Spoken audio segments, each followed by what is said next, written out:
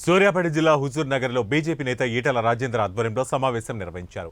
ఈ సమావేశంలో జిల్లా అధ్యక్షులు బొప్ప భాగ్యరెడ్డి, ఎంపీ అభ్యర్థి సానంపూడి సైదిరెడ్డి, బీజేపీ నియోజకవర్గ ఇన్ఛార్జ్ శ్రీలతారెడ్డి పాల్గొన్నారు. ఈ సందర్భంగా ఈటల మాట్లాడుతూ సీఎం రేవంత్ రెడ్డి ఎప్పుడూ పక్క పార్టీ వారిని కొనుగోలు చేయాలనే ఆలోచనలో ఉన్నారని, 6 గ్యారంటీలతో అబద్దాలు చెప్పి అధికారంలోకి వచ్చిన కాంగ్రెస్ పార్టీ ఏ ఒక్క పథకాన్ని కూడా పూర్తి స్థాయిలో ప్రజలకు అందించలేకపోయిందని ఆరోపించారు. బీజేపీ ఎమ్మెల్సీ అభ్యర్థి ప్రేమేందర్ రెడ్డిని అత్యధిక మెజార్టీతో గెలిపించాలని ఎమ్మెల్సీ ఓటర్లకు విజ్ఞప్తి చేశారు.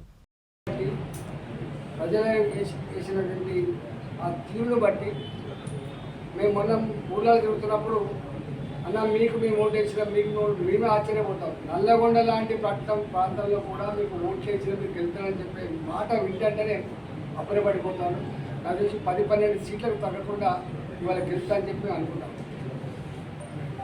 మున్సిపల్ కార్మికుల ఉద్యమాలు కావచ్చు, గ్రామ పంచాయతీ సిబ్బంది ఉద్యమాలు కావచ్చు, భంగపడ్డోళ్ళ బాధపడ్డోళ్ళ ఉద్యమాలు కావచ్చు, సామాజిక ఉద్యమాలు కావచ్చు, అన్ని ఉద్యమాల్లో ప్రత్యక్షంగా పాల్గొంటున్న బిడ్డగా రాబోయే కాలంలో కూడా ఈ వర్గాలకు, ఈ సంఘాలకు సంపూర్ణమైన మద్దతు, సంపూర్ణమైన సపోర్ట్ తప్పకుండా మేము ఇస్తామని చెప్పి ఆ అధికారాన్ని, ఆ బాధ్యతను మా చేతుల్లో పెట్టమని చెప్పి నేను ఈ 3 జిల్లాల పట్టభద్రులకు నేను విజ్ఞప్తి చేస్తా ఉన్నా.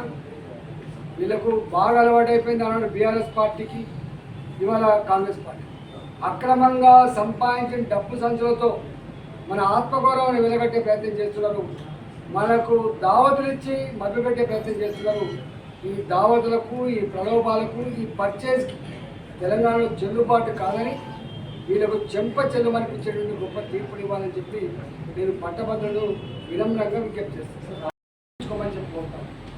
ఇవాళ బీఆర్ఎస్ పార్టీ ఇవాళ పెద్ద ప్రాధాన్యత ఉన్నటువంటిది కాదు. మీకు తెలుసు, ఎక్కడ వాళ్ళ ప్రాధాన్యత లేదు. ఇవాళ కౌన్సిల్లో కూడా వాళ్ళ ప్రాధాన్యత ఆస్కారం లేదు. కాబట్టి ఇవాళ నిరుద్యోగ సమస్యల మీద కావచ్చు, అవుట్సోర్సింగ్ ఉద్యోగుల సమస్య మీద కావచ్చు, ఇవాళ రిటైర్డ్ ఉద్యోగుల సమస్య మీద కావచ్చు, పట్టభద్రుల సమస్య మీద కావచ్చు, ఇవన్నిటి మీద శాసన మండలిలో ప్రస్తావించగలిగే శక్తి, ఆ నైపుణ్యం, ఆ అనుభవం ఇవాళ ప్రేమేందర్ రెడ్డి గారికి మాత్రమే ఉంది. కాబట్టి భారతీయ జనతా పార్టీకే ఉంది. కాబట్టి మీరు ప్రేమేందర్ రెడ్డి గారిని, భారతీయ జనతా పార్టీని ఇవాళ గొప్ప మెజార్టీతో గెలిపించి ఇవ్వండి.